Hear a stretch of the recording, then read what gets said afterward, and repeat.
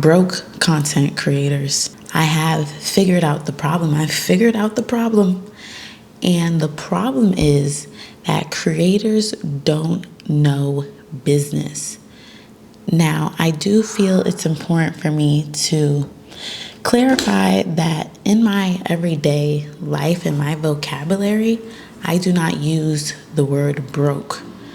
I will say things like in a financial transition, or I have the money, right? I have the money. It's just not in my bank account yet. Money and wealth surround me at all times. I'm a big believer in positive wealth and money affirmations. So using broke, it's not something that I do. Whether someone is a new content creator or has been at creating content for a while, there is a sector of content creators who struggle with understanding the business side of content creation. A lot of us enter into this content game thinking like, wow, I would love to create content for a living.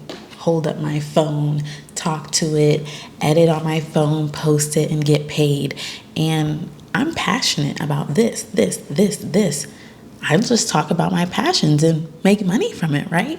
And it's not our fault. That's kind of how it's packaged up and sold to the person who's not in it yet. That you can turn your passions and make that into money, make it into a career. You can be living your dream life just from your passions by pursuing being a full-time content creator. That is not necessarily the case. At the end of the day, YouTube is a business, and you can look at these videos as products.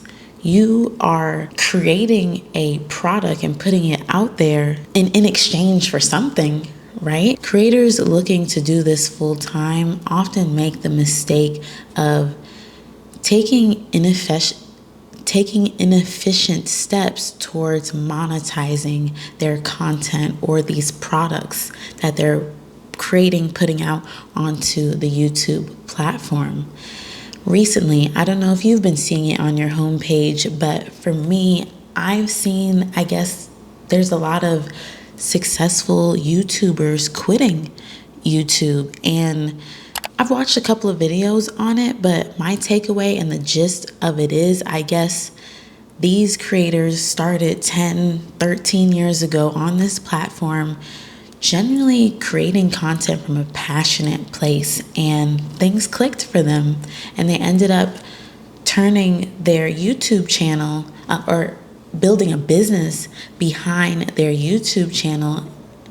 And now their YouTube channel or the business has gotten so big that there's a whole bunch of work involved, and it's a lot to sustain it, and ultimately they're burnt out and they're done with it. But these successful YouTubers quitting highlight the challenges that arise when a passion turns into a business. I take this as a forewarning to us new creators or content creators who have yet to make the profit they envision when setting out to do content creation full time. There is a decision that needs to be made. Do you want to create content to be successful in the sense of you're making money off of your content that sustains your dream life? Or do you want to be a starving artist? Do you want to make content a real stream of income? Or do you just want to do YouTube to express yourself and express your creative inhibitions? Which one is it going to be?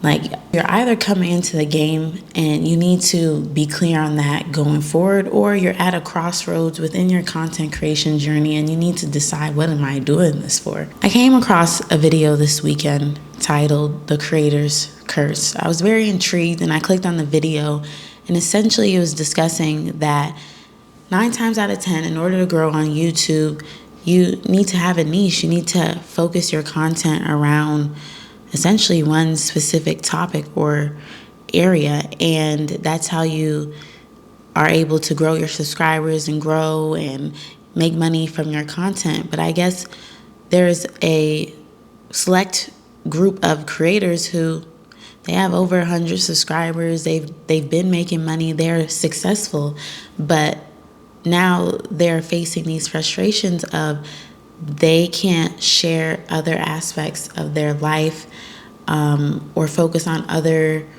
things they're interested in, because the algorithm isn't really going to favor that content or push it out to people. And my response to the video is, while it's fine to want to share your other passions, it's kind of unrealistic to expect high vanity metrics when you're essentially wanting to create content that serves yourself. It doesn't really serve a viewer.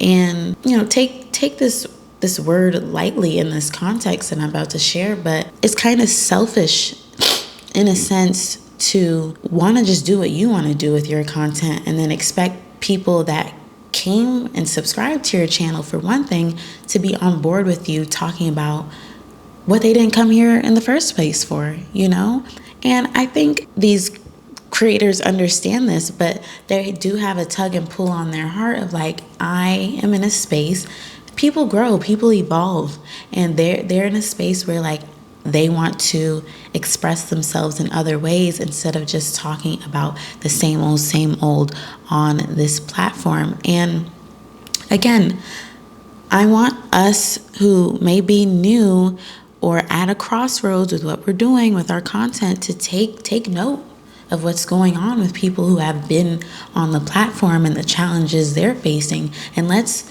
just nip it in the bud right now and figure out what do we want to do here? I know for me, I am creating this content on my channel because I'm an entrepreneur first, and I want to create a successful business. And the way I've gone about it in the past has led me to failure in the business standpoint, in a sense. And I'm going the route now of like, build an audience first and then sell what you want to sell. I just feel like once you have an audience, entrepreneurship is much easier. It's not a breeze, but it's easier. So that's why I'm creating content. Me being a new mom, it would be super easy for me to make mommy content and to be a mommy vlogger. And though I love being a mom, it is something that I enjoy and I'm passionate about. That's not what the type of business that I want to have, or at least not the business that I want to have first. I don't want to build a platform full around motherhood and then have to create a product that serves moms and stuff like that. Like, that's not my passion in terms of my entrepreneurship self. So I'm not giving my time and energy towards that. So I do just want you to think about, are you creating content to make money, or is this just for fun?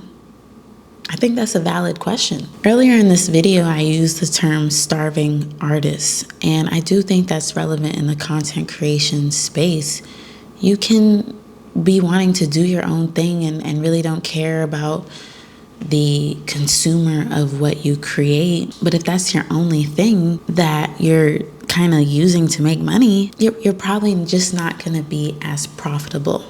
And I just think that needs to be understood. Some of us need to really think about, I know I have so many passions and interests and I want to talk about everything. There's a whole bunch of y'all out there that are so fixated on the fact that I don't want to be put into a box. I don't want to be pigeonholed. I have all these interests. I should be able to talk about everything on my channel and expect high return in terms of money and profit. I just don't think that's realistic. I think if you genuinely want to make money from content, go lean at first. I was watching Omar's podcast with Chalene Johnson, and she really put it in this perfect, cute little way. Hold on, let me find it. If you want to stand apart, you have to niche from the start. Once people know your name, then you can broaden your game. And I love that. Those were two of her bars that she dropped in the interview, and I think it just sums it up perfectly. Listen, if you niche down, pick a topic that you could talk about for at least 3 to 5 years, and no, it doesn't have to be that long, but that's just what I'm saying to get you to wrap around. It needs to be something you can pump out a plethora of ideas around and really be passionate enough about it to talk about it for a long time so that people can identify like, oh yeah, go to that person for that thing because you've put in the 100 hours and you put in the work to associate yourself with this one thing. Now you're considered an expert, and then you'll have freedom to do more of what you want. I'm just kind of confused as to why this is so hard for some people to wrap their head around. I get it, but at the same time, if you live in America, you are told to go to school, major in one thing, and the expectation is that you'll get a job that correlates with what you studied in college. That's the expectation, at least. Does that happen all the time? Absolutely not. But that's what they tell us. You get a job in that thing, stay in that career for a while, rise up in the ranks, get your promotions, and then you can shift gears in your career and try different things. So I don't understand why we can't apply that same logic to YouTube and content creation. Get good at one thing on here. Put that in your content, become known for that thing, then move on to express yourself and show the world different sides of you. I feel like that's not the only way. There's tons of, I acknowledge that is not the only way to grow on YouTube, but I think it's at the top of the list. I think it's up there as a way to grow and to really make this a viable stream of income for yourself. Not everyone is going to be a millionaire off of this content stuff, but you can make 6 figures from this. You definitely can. I believe it. And that will become more clear to you once you start to improve your business acumen and understand more about the business side of being a YouTuber. This is not just about expressing yourself. It's not just about you. It's about the customer, the viewer, the audience, however you want to call them. They matter because they are going to be a huge factor in those dollars coming in. And I just want us to understand this. People that want to be YouTubers, they're creatives.